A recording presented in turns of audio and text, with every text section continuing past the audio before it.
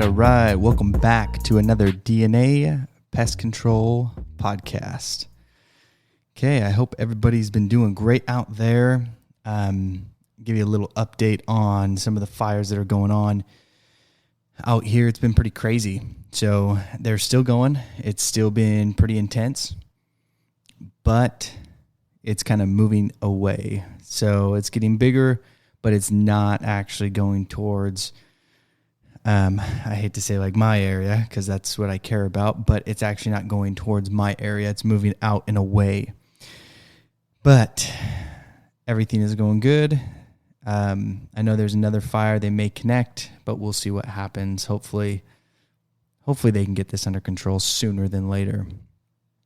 Okay, I want to jump right into it. So today, I actually got a magazine, and so now there's a video with this podcast that I'm going to put out. But if you want to see, I'm going to show you right here. This is the PCT that I've been talking about. So if you have not actually gone and subscribed to this, please do. So this is kind of cool because I talked about this quite a while ago. So they actually talk about in the PCT magazine for this month, this is their annual rodent control issue. Apart from that, they're actually going to talk about the impact of California's AB 1788. Okay, if you haven't listened to that podcast, actually go back and check it out because I do talk about the new laws that came out in California and what is going on. And so if you don't know what's going on, go back and listen. They changed up some things, and so now they're making it a little bit harder and more restricted on California, essentially for us to use anticoagulants and rodenticides in general. So I'm going to talk about a little bit about what we do and what we've done here now in my business and what you should be actually looking at as a technician and owner, as a PMP, what you need to be looking at in your business, okay? This is one thing that when I got my second pest control company, this was a big thing that I pushed and implemented up in that area, which happens to be up in the hills, up in the mountains. Well, those areas are high rodent areas. And so, doing rodent exclusion work, rodent work in general is huge, okay? So going back to this issue, go check it out. I'm not going to talk a lot about the issue. I want to talk about what we're doing here that's taking care of everything. But go check out PCT. Okay, they're going to talk about it more thoroughly. They're going to talk about the laws. They're going to talk way more in detail than what I'm going to get into when it comes to the laws and things like that. But now going into rodent control itself. So I'm going to break this down super, super simple. And I'm going to tell you what I do. And no holding back, literally everything that I do as a company as a whole and what I've implemented, okay?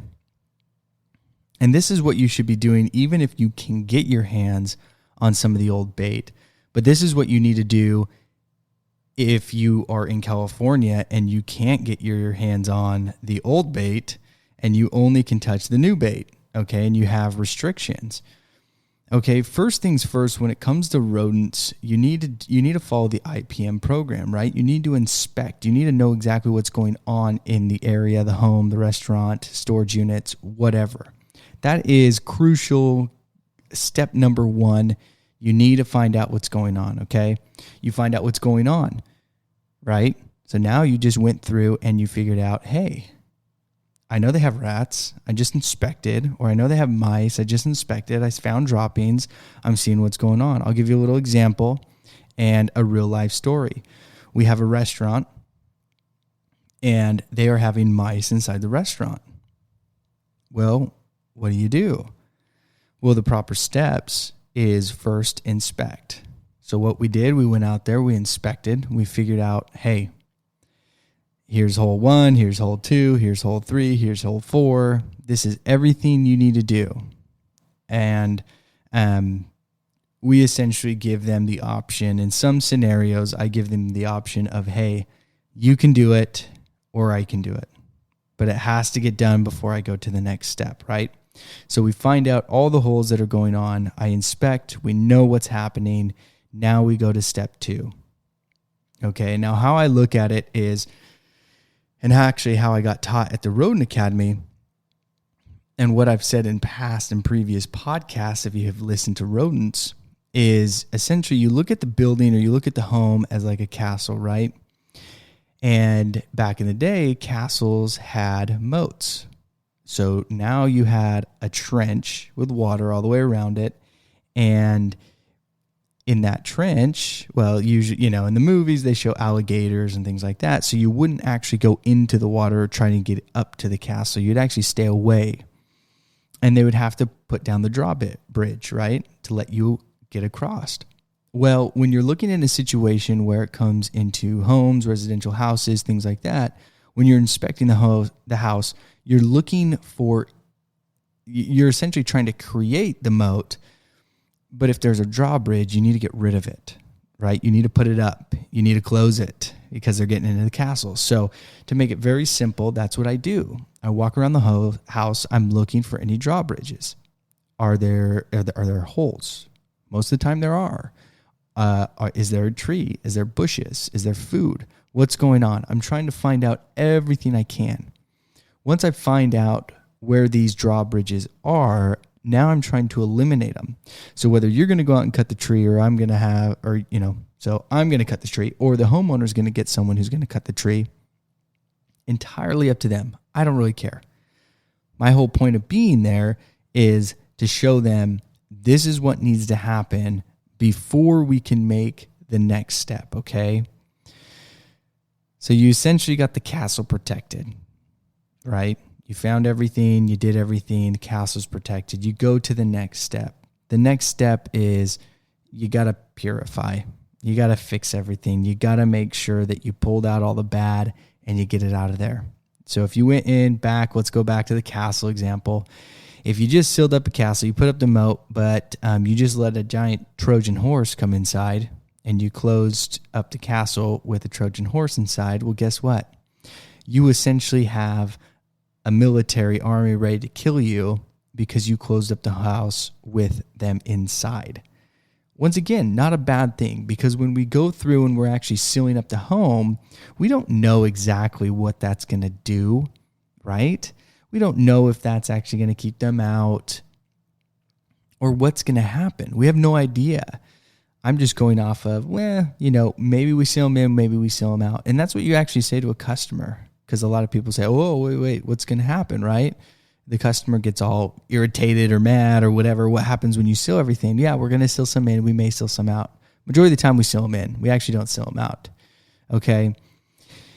Going to the next step is we sealed everything. We sealed them in. So now you got to pull everything out. That's going to come in with trapping. Okay. What are you dealing with? What type of rodent is it? Are you using glue boards? Are you going to use rat traps? What are you going to use? Restaurant scenarios, you may need tin cats. You may need, a few other things to pull everything out, okay? In this scenario with the restaurant, we actually went to glue boards because they're having mice. So having a ton of mice, we're not going to use snap traps per se. You can, but we've actually had great success with glue boards. So we go through and we place glue boards everywhere, okay?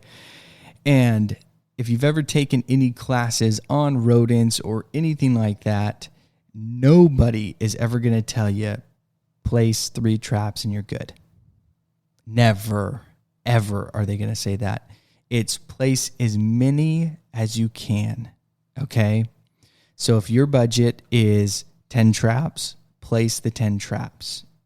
If you need to raise prices to place 20, raise your prices, place 20. But you need to place as many traps as possible, okay? Then you have everything set, everything on the inside, so you're going to start pulling them out. But now you want to take one step further, right? Because the bad guys aren't going away. You get the castle, you get the drawbridges closed. What happens in the movies, right? No, seriously, what really happens in the movies? The army comes up, they're sitting next to the castle, and they just sit and wait. And wait. And wait, right? They're waiting for something to happen. Either they're going to send someone in to drop that drawbridge down, and then boom, they're attacking, right? They're coming in, they're coming full force, they're coming at you. But they're waiting outside. So what we want to do now is that's where we get the bait stations, okay? Bait stations, even though, here we go, ready? I'm going to show you a little picture.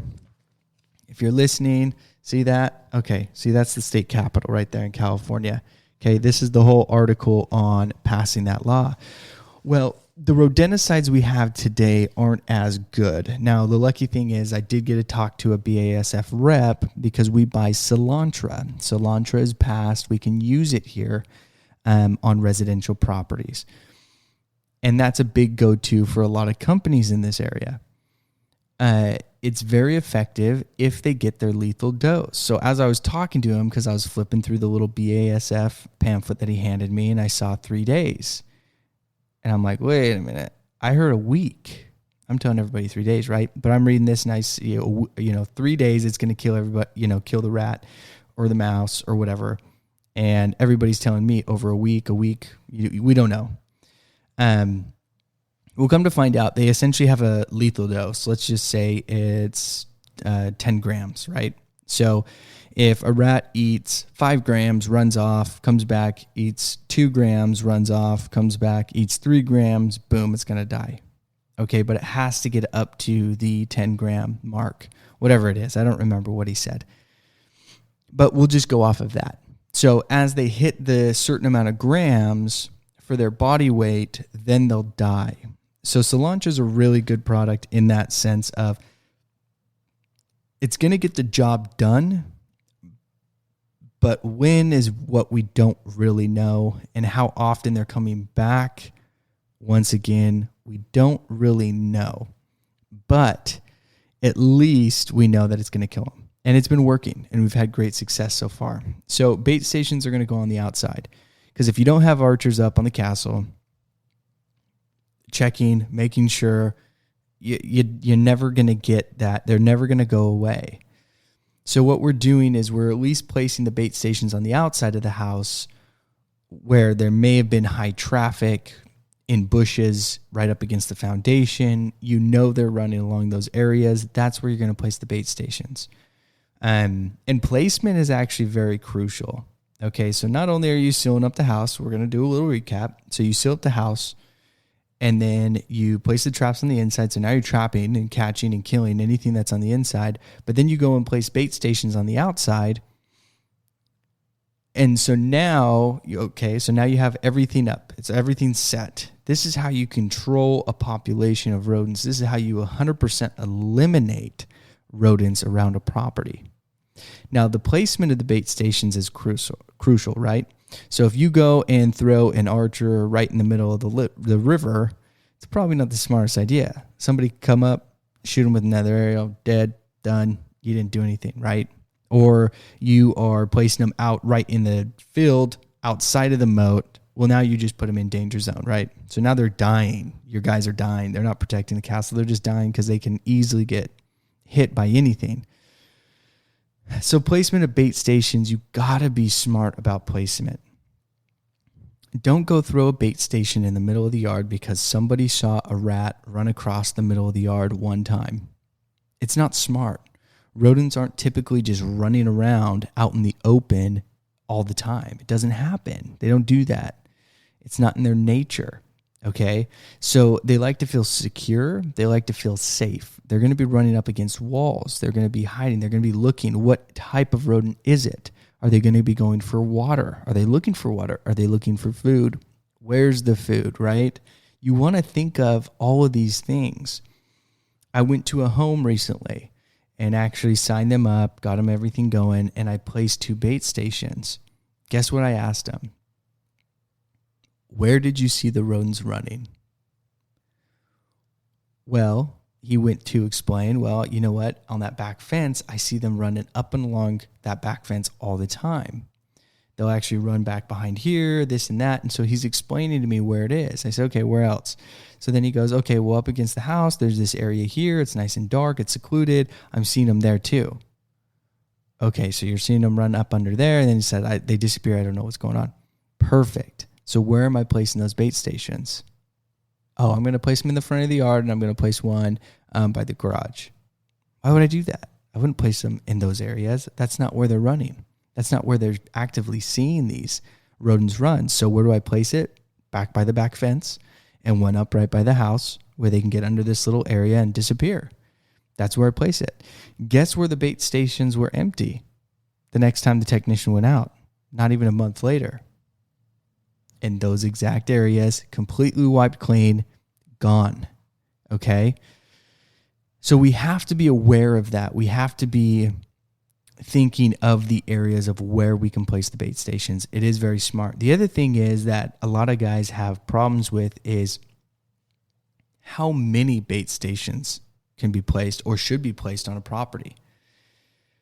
Now, if you ask the wrong person, they're going to tell you probably every 25 feet, every 50 feet, every 5 feet, you need a bait station.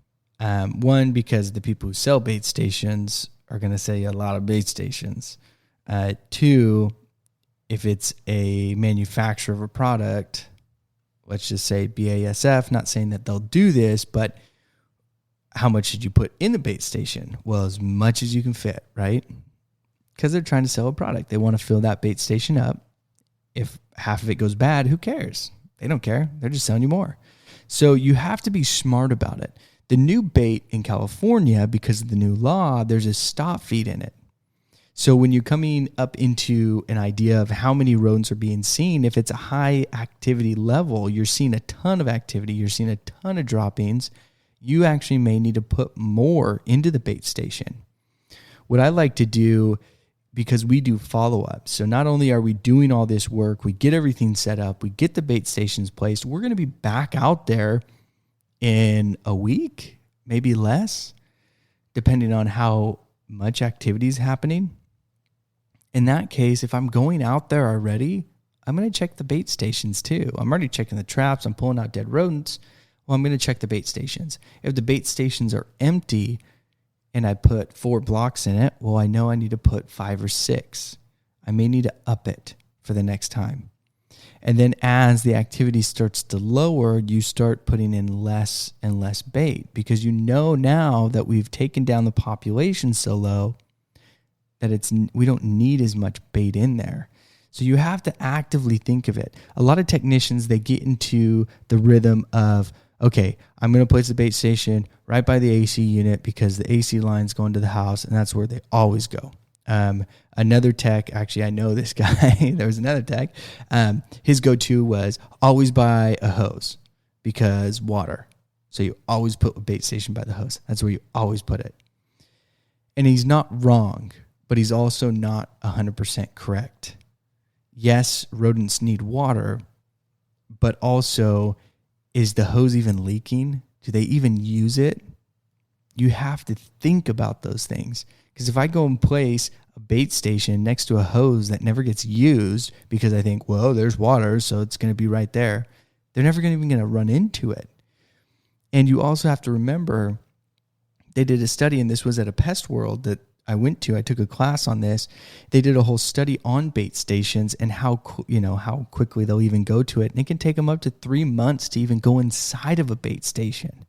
Now, I think those rodents are very shy, and that's in the extreme case. But you have to keep that in mind. Is in the extreme case, it may take up to 3 months before they even go into the bait station to eat the bait. Now, there are lures out there, okay? One thing that we have to keep in mind, and this was taught to me, and I think this may be a law in California. I don't know anywhere else, but you can't tamper with the bait. So you can't put peanut butter on the bait to bring them in, okay? But there are certain lures that you can buy that's actually made for that, and you could put it inside the bait station and get them to come inside the bait station and to start eating. So there are things out there that can help speed that process up, but keep all of those things in mind. Also, when you are trapping on the inside, This is a big one that you have to keep in mind. Okay. Well, wait, before we get to that, let's back up. You place the bait stations out, you sealed up the home, you got the trapping. Now you got to do your follow-up. You got to make sure you're pulling everything out. Well, in the case that they get trap shy, right? So you come in, you have no idea, you didn't ask the questions, and now the homeowner's actually been placing rodent traps out for the past 8 months trying to get rid of these things. Well, guess what? You now are going to run into the problem of the rodents are probably trap shy. One experience, I actually ran into it. We went out to this guy's house. He was placing traps in his garage. They were constantly going off and not catching anything. Eventually, those rodents are going to learn. That makes a loud noise, or maybe it caught me and it hurts. So I'm not going to go for it anymore.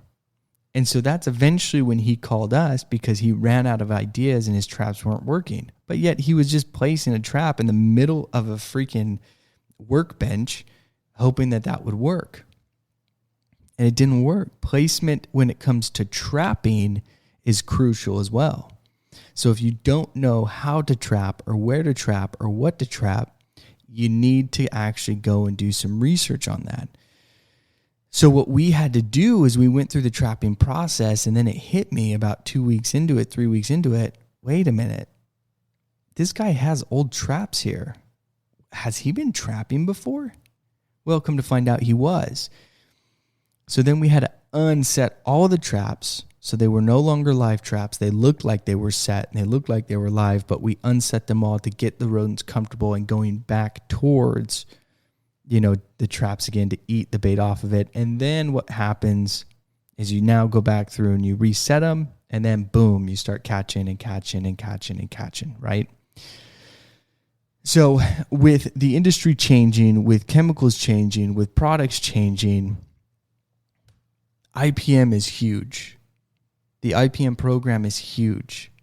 If you haven't listened to the episode on IPM, go back and listen to the episode on IPM, because that is actually going to explain what that means.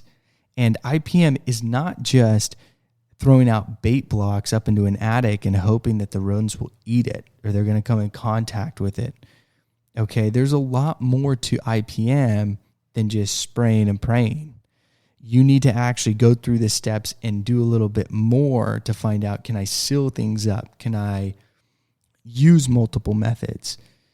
I'm not just using bait stations as a go-to. Now, if they're only seeing rodents on the outside of the house, it's probably good just to throw some bait stations out, but not until I actually do an inspection around the home. I got to see, can they get in? Because if I start throwing out bait stations and then one dies inside, well, now that comes back on me. If I can seal everything up, protect the house, now we have a process going. Now we can create something. And that's what I'm looking for. And that's what everybody should be looking for. It's not just bait and bait stations are a fix-all. It's never the case. It's never, ever, ever the case. There's way more into it than just that. So not only will I, do the bait stations or the trapping, but the exclusion work has to be done too.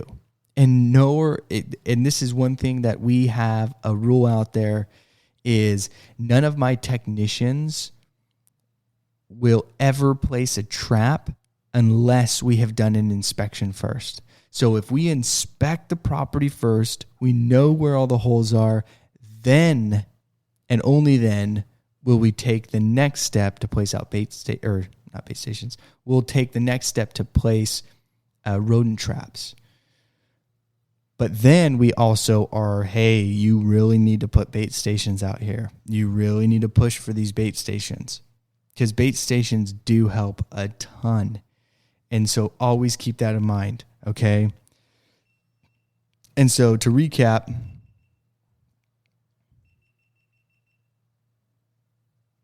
that's okay. Well, sorry about that. I was looking at the camera, the video turned off. So maybe there's not going to be a video with this podcast. But anyway, so what's going to happen is do a little recap. So when you get to a home, you want to make sure that you're doing the inspection, IPM, questions, inspection. You need to know what's going on. Sealing up the house, trapping inside the home to pull out anything that could possibly be inside. And then you're going to protect the home on the outside with the bait stations. I keep it that simple, literally explain it the same way to my customers so that they understand this is what I'm going to do. This is how I'm going to do it.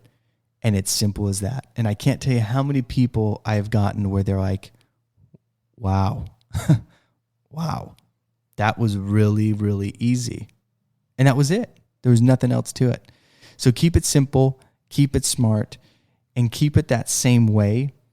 Because if you do, actually, you can always mix and match. You don't have to follow how I do it or what, you can do it however you want.